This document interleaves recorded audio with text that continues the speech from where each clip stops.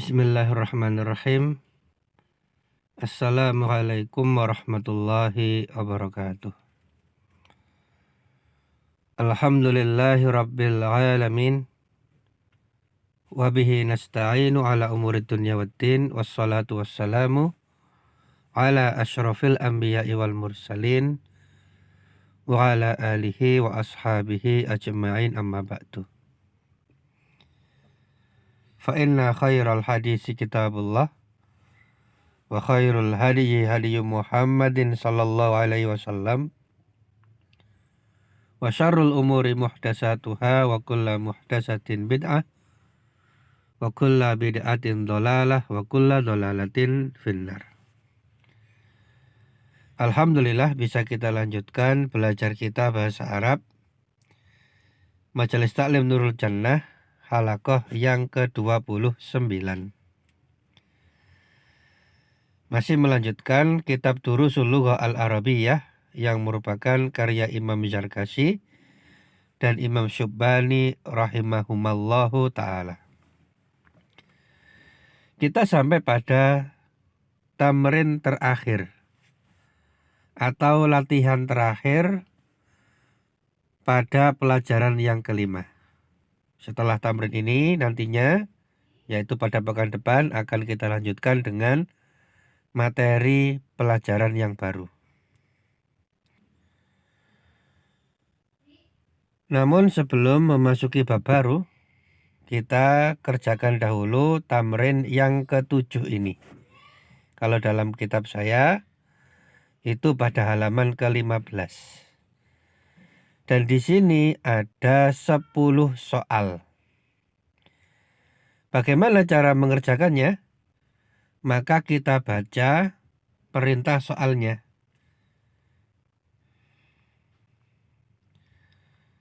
Di situ disebutkan uktub su'alan likulli jawabin fima ya'ti. Terjemah bebasnya, tulislah soal, tulislah pertanyaan untuk setiap jawaban yang datang berikut ini. Jadi pada latihan yang ke-7 ini, kita telah diberi 10 macam jawaban. Nah, terkait jawaban-jawaban ini, harap diberikan pertanyaan yang sesuai. Jadi kalau sebelumnya ada latihan untuk membuat jawaban, nah sekarang latihannya adalah membuat pertanyaan. Maka kalau kita pahami jawabannya, maka kita bisa memberikan pertanyaan yang tepat.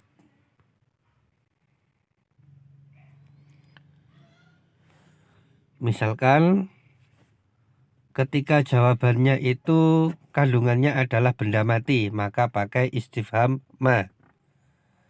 Tapi kalau di dalam jawaban terdapat makhluk berakal seperti manusia, maka pertanyaannya memakai istifham man, siapa. Jadi harus cocok antara jawaban dengan pertanyaannya. Nah, terlebih dahulu kita bahas beberapa kosakata yang ada dalam latihan ini. Telah kami tuliskan di bawah. Di atas ada fi'il atau kata kerja kataba yaktubu. Kataba telah menulis, yaktubu sedang atau akan menulis. Fi'il madhi dan fi'il mudhari'. Adapun fi'il amrinya atau kata kerja perintahnya adalah uktub, tulislah. Maka kita di sini diminta untuk menulis. Menulis apa? Menulis pertanyaan. Kemudian di latihan ini juga kita temukan kata-kata su'alun dan jawabun. Su'alun itu pertanyaan dan jawabun itu adalah jawaban. Kemudian ada kata kullun yang artinya adalah setiap atau juga bisa seluruh dan juga bisa semua. Maka sebagaimana dalam perintah soal tadi, uktub su'alan likulli jawabin fima ya'ti. Tulislah pertanyaan untuk setiap jawaban yang ada berikut ini. Jadi jawabannya sudah ada, tinggal menulis pertanyaannya dengan pertanyaan yang sesuai. Nah, kemudian kata-kata yang lain, di situ ada hujuratun, ada sarirun, ada bi'run, ada wisadatun, dan ada hammamun. Adapun yang dimaksud dengan hujuratun itu adalah ruangan yang di situ dipakai untuk tidur. Ya, jadi ruangannya. Kamar tidur maksudnya ruangan yang dipakai untuk tidur. Di situ ada kasurnya, ada gulingnya, ada bantalnya, ada kipas anginnya, dan seterusnya. Jadi hujuratun itu ruangan. Ya. Ruangan dalam konteks ini adalah kamar tidur. Adapun sarirun itu adalah salah satu isinya, yaitu dipan, tempat tidur. Jadi sarirun itu adalah dipan yang dipakai tidur di atasnya. Jadi seseorang tidur di atas dipan.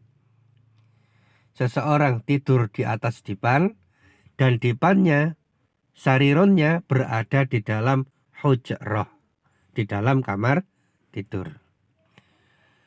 Adapun bi'run ini maknanya adalah sumur.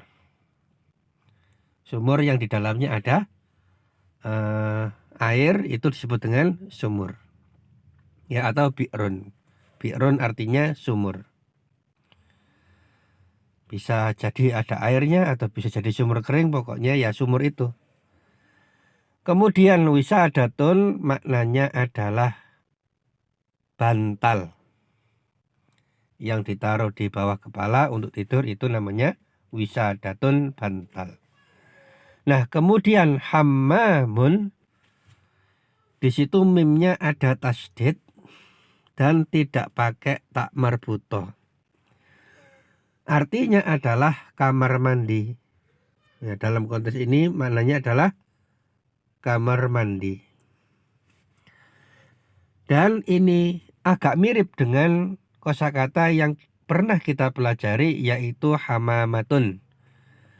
Kalau hamamatun itu adalah burung merpati, adapun hammamun pakai tasdid itu adalah kamar mandi. Kalau burung merpati tadi tidak pakai tasdid. Jadi beda tanda baca dan beda tak marbutoh saja bisa jadi berbeda makna. Nah, oleh karena itu di majelis kita ini latihannya nanti itu biasanya ada latihan membacanya. Karena kalau keliru satu huruf saja, keliru satu titik saja, itu bisa jadi berubah makna. Jadi di antara tujuan kita belajar dan ada tugas audio itu agar kita tidak salah membaca. Nah, kemudian di antara kosakata yang telah dituliskan di situ ada kata kullun. Kulun ini artinya setiap atau seluruh dan juga bisa semua. Yang mana kosakata ini mengingatkan kita kepada sebuah hadis yang sering dibaca oleh para khotib Jumat. Khotib Jumat sebelum para khotib Jumat di awal khutbahnya biasanya membaca khutbah hajahnya Rasulullah Shallallahu Alaihi Wasallam, dan biasanya kita mendengar kata ini, yaitu kata kulun. Dan kata kulun ini juga ada pada sebuah hadis yang sering kita dengar, atau hadis yang semana yang kita sering dengar. Kalau yang dituliskan di sini adalah hadis yang diriwayatkan oleh Jabir bin Abdullah dalam Shahihil Jami' yang juga dikeluarkan oleh Imam Nasa'i dan Imam Ahmad rahimahumallahu ta'ala. Dan hadis ini disahihkan oleh Syekh Al-Albani rahimahullahu ta'ala. Kita baca hadis ini, kemudian kita perhatikan makna kullun yang terdapat pada hadis yang mulia ini. Amma ba'du, fa inna asdaqal hadisi kitabullah. Amma ba'du, maka sesungguhnya perkataan yang paling benar itu adalah kitabullah, yaitu Al-Quran. Wa inna afdalal hadyi hadyu Muhammadin sallallahu alaihi wasallam. Dan sesungguhnya sebaik-baik petunjuk yang paling afdal adalah petunjuknya Nabi Muhammad sallallahu alaihi wasallam. Nah, kemudian Nabi Muhammad sallallahu alaihi wasallam melanjutkan, wa syarrul umuri muhdatsatuha, dan seburuk-buruk perkara adalah sesuatu yang diada-adakan dalam agama. Nah, baru di sini kita ketemukan kata kullun, wa kulla muhdatsatin bid'ah. Dan setiap perkara yang diada-adakan dalam agama itu adalah bid'ah. Wa kulla bid'atin dhalalah, dan setiap bid'ah itu adalah kesesatan. Wa kulla dhalalatin finnar, dan setiap kesesatan, setiap dhalalah itu di neraka. Ya, dan seterusnya hadis. Jadi kita baca bagian awal saja. Maka pada hadis yang mulia ini kita temukan kata kullun. Maka kullun artinya setiap, atau bisa juga seluruh atau semua.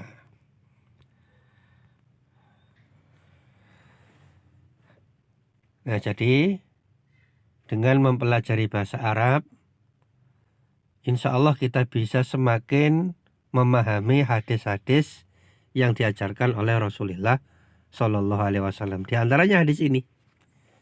Nah, sebagian orang itu tidak mau apabila dikatakan kullu bid'atin dhalalah. Padahal itu adalah sabda Nabi Muhammad Shallallahu Alaihi Wasallam.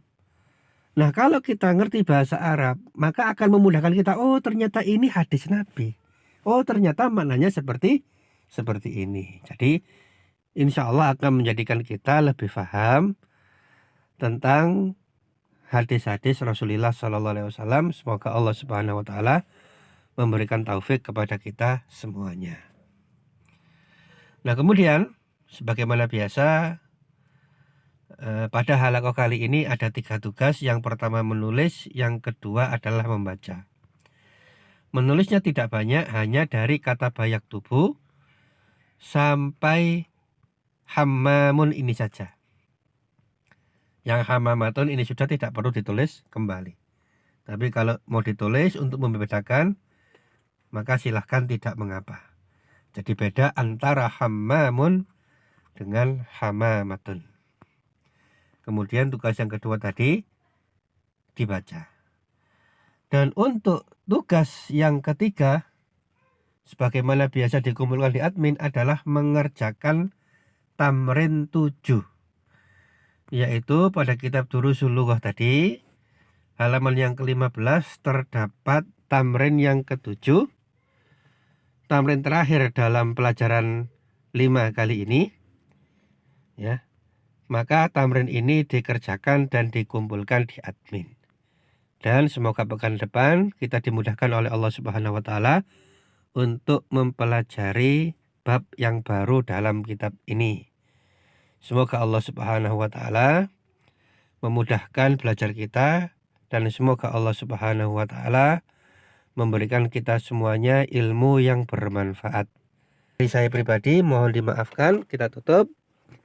Subhanaka Allahumma wa bihamdika asyhadu an la ilaha illa anta astaghfiruka wa atubu ilaih.